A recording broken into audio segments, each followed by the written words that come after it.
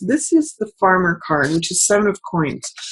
And in the upright position, it means considering things, taking time to reflect and reassess. It means usually having patience, because this is a crop, this is the harvest. And if you harvest something too soon, it's usually sour. It needs time to sweeten on the vine. So the message of this card is that things sweeten over time.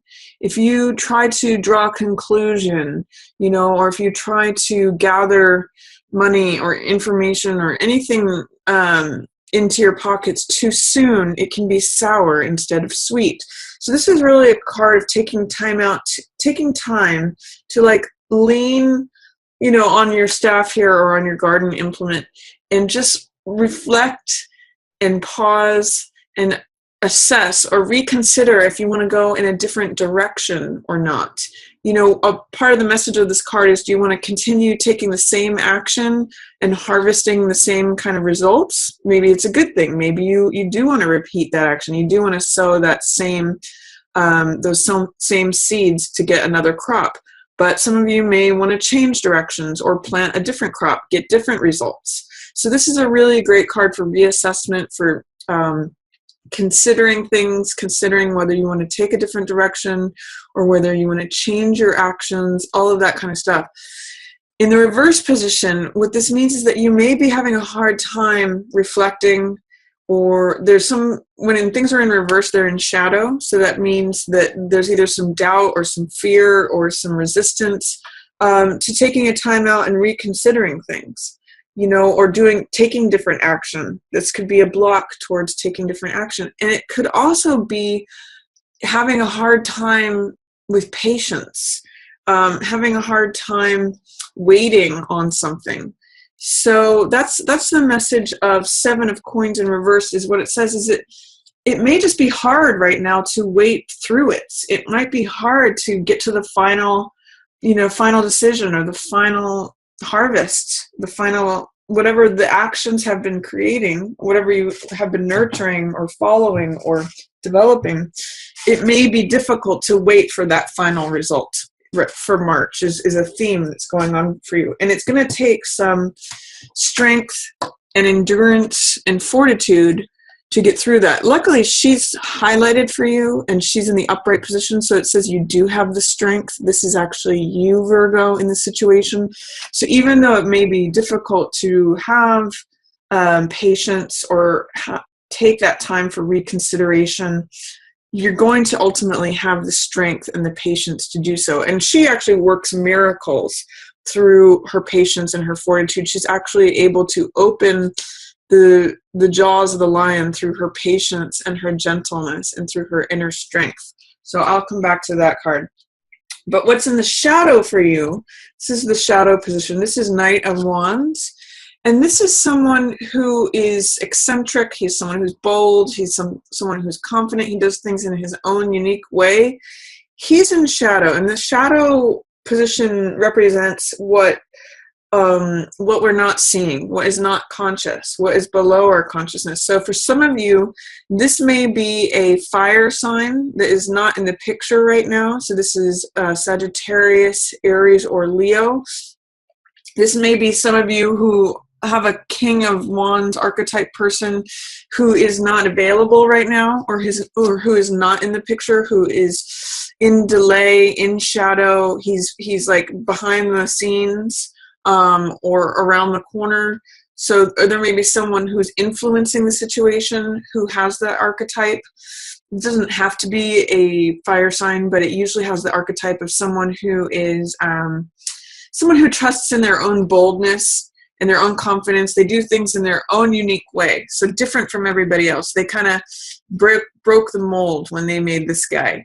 And he's very bold. He makes bold moves. But right now he's in shadow. So if there's someone, if you have a spouse or a lover or a partner, father, brother, any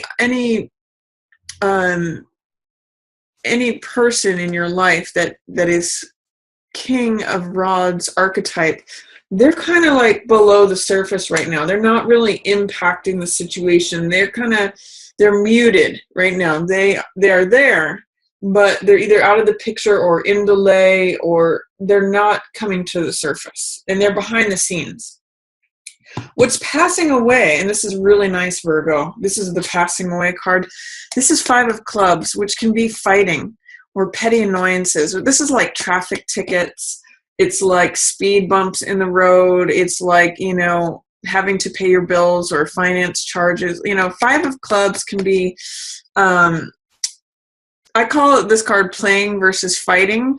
And in this passing away position, I'm seeing it as like these are petty annoyances that are passing away.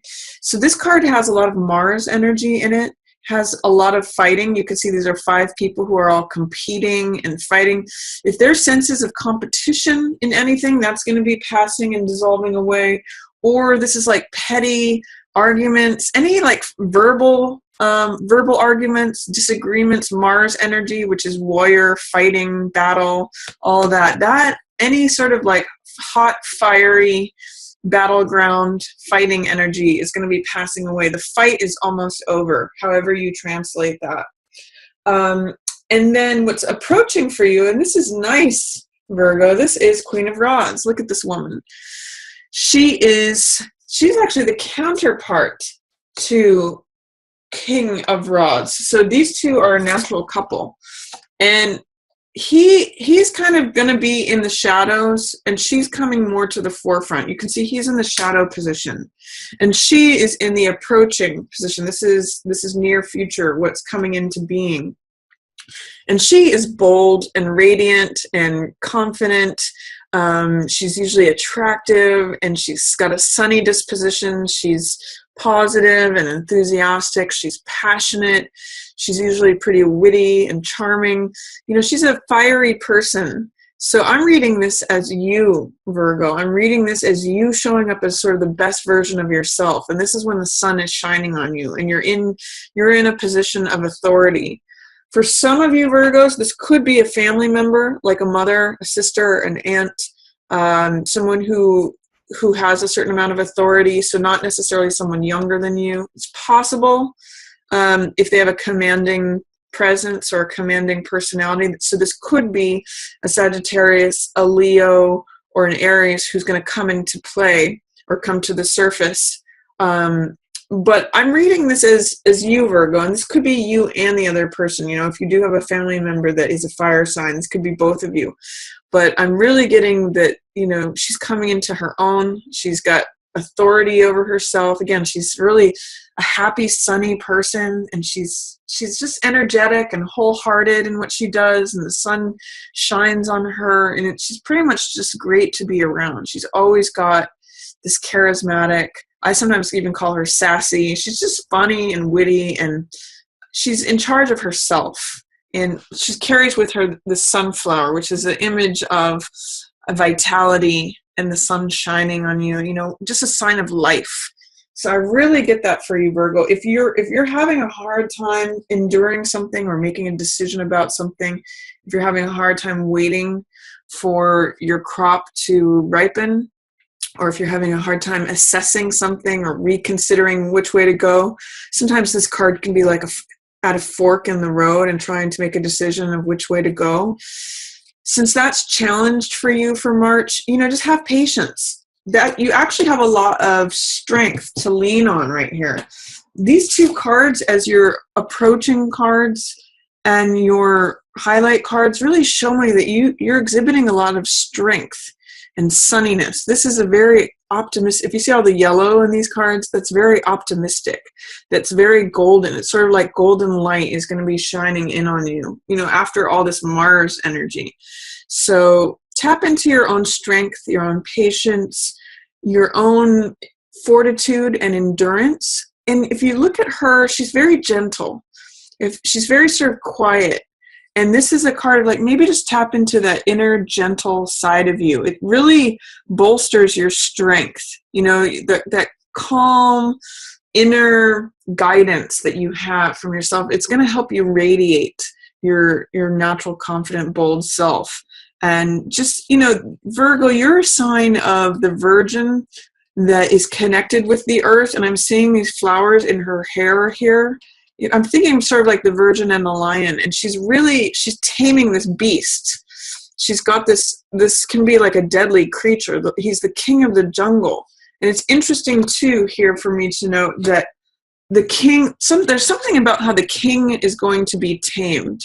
The king is going to be subdued because she's subduing the king of the jungle with her gentleness. She's bringing that gentleness to the lion, and he's in shadow. So there's something about the king being subdued or brought into gentleness. So you may relate to that in some way or not, Virgo. But that's my reading for you for March as far as the shadow highlight goes. The fiery energy is going to be passing away. You have an opportunity to sort of just be patient and make decisions and reassess situations. And then you're going to be coming more into your own authority through your own strength and gentleness, your own inner sort of quiet confidence. That's what I'm getting for you for March.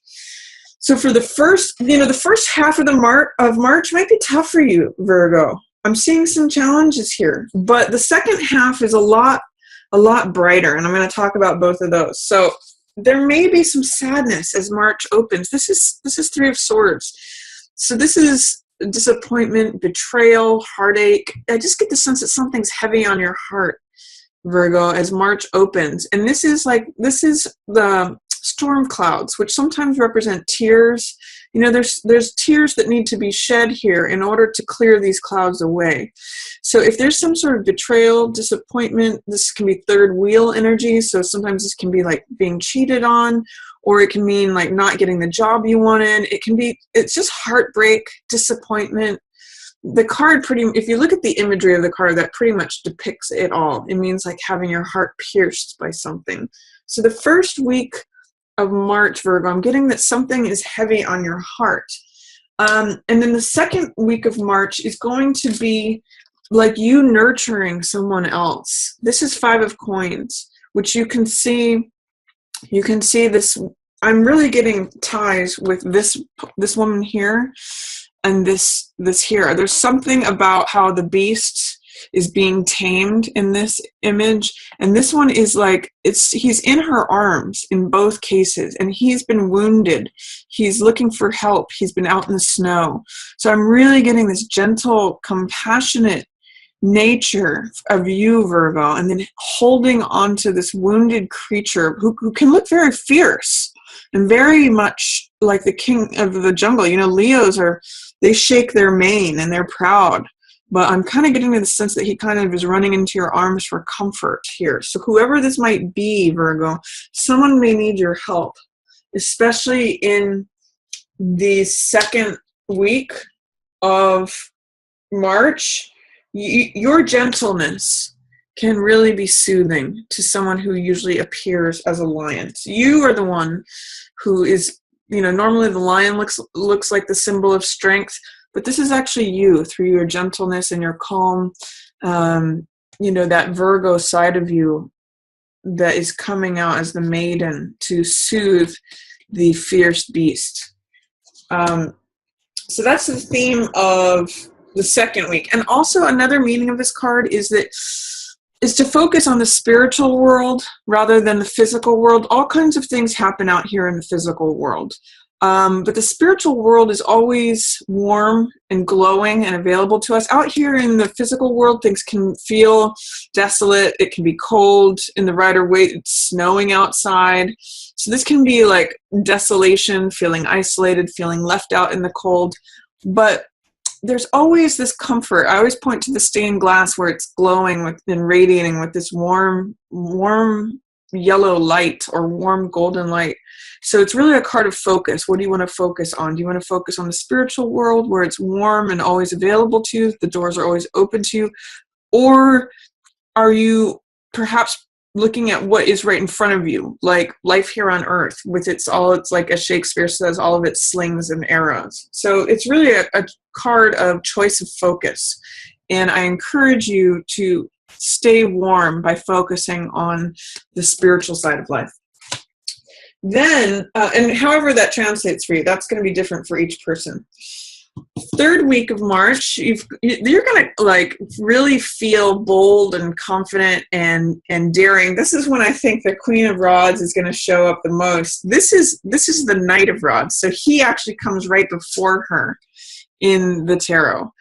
He's the younger version of her, and he is risk-taking. He's daring. He is courageous. Sometimes when he goes overboard, he can get a little cocky or arrogant, but he is the guy who's afraid of nothing. He goes forward. He runs into battle. He doesn't care what anyone thinks. He just goes for it. So if you're looking for some fire energy, which is about action, taking action, being brave, being courageous, being bold, trying new things out, this is your guy. So third week of March, I kind of get the sense that things are going to turn around for you. You know, you open March with a little bit of a heavy heart, but look at how you end March. You know, the rainbow ends where you are. So 10 of Cups is a card about feeling emotionally fulfilled. This is a card of family, of joy, of peace. You can see the family is holding up this cup, you know, the wife and the husband, and in the Rider-Waite, the kids are there too. So it's really a card of the family coming together. It's all these cups. It's the most amount of cups on a card. So, and you can see the end of the rainbow is where they're at. So it's like when everything comes and you feel emotionally fulfilled, it's joy, it's peace, it's harmony. You know, the card pretty much says it all. You're at the end of the rainbow and you feel complete emotional fulfillment. So I'm really happy for you for that, Virgo. If you find that the opening of March opens with challenges for you, either heartache, disappointment, or that you're needing to come to the rescue for someone else or comfort them, know that this Mars energy, this fighting, this aggression, competition, whatever that Mars fire is, it's passing away. And you're actually just coming into your own strength, your own confidence, your own sort of gentle, quiet knowingness. And you know how they say, oh, he's the silent type, you know, the silent but strong type. I'm kind of seeing that for you. Like, it might be quiet and it might be gentle, but that's who strength is. And I'm really seeing the Virgin Maiden here, which is you, Virgo. I also, for some reason, I'm getting this, is that because she's taming this Leo, it's another fire sign. So you may be, this person that you're attending to, especially in the second week of March, may be a fire sign person, Sag, Leo, very possibly, or Aries. Either that or they've got a fiery personality, Virgo. So then, like I said, this last week of March, end of the rainbow, this is you feeling emotionally fulfilled, joy comes back, the skies have cleared. You know, it's funny, remember how I said sometimes the tears are what's needed with the raindrops to clear this dark cloud away? This is after that dark cloud has passed away. This is like sort of the fresh, you know, when it feels fresh after a rain thunderstorm. This is where you get to by the end of the month. So again, if the beginning of March opens and it's difficult, the second part of March should be a lot nicer for you, and it should end quite nicely for you, Virgo.